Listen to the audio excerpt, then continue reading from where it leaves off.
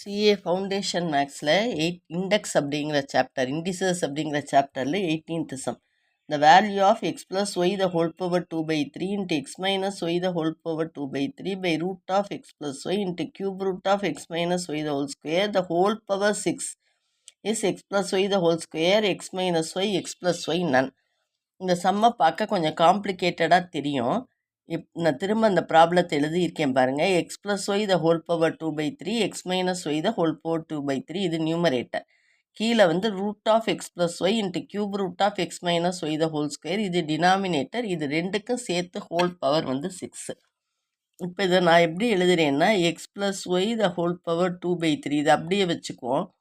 X minus y the whole power 2/3 by இந்த ரூட்டுன்னு போட்டிருக்கோம்ல, இது இப்படியே வச்சுக்கிட்டா நமக்கு புரியாது. ரூட் இருந்தால் அது என்ன சொல்லியிருக்கேன், ஹாஃப்னு போடலாம். பவரில் கொண்டாந்து 1/2ன்னு போடலாம்.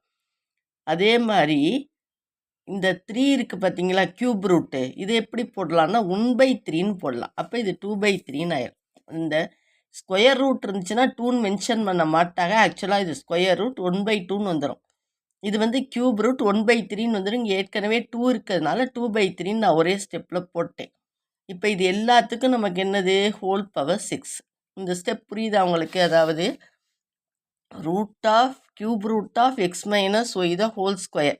அப்போ இது எப்படி எழுதலாம்னா x minus y the whole square the whole power 1/3ன்னு எழுதலாம். 2 × 1/3 2/3ன்னு வந்துடும். அதைத்தான் நான் இங்கே ஒரே ஸ்டெப்பில் போட்டிருக்கேன். இப்போ இதுவும் x minus y the whole power 2/3 cancel ஆயிரும், இதுவும் கேன்சல் ஆயிரும்.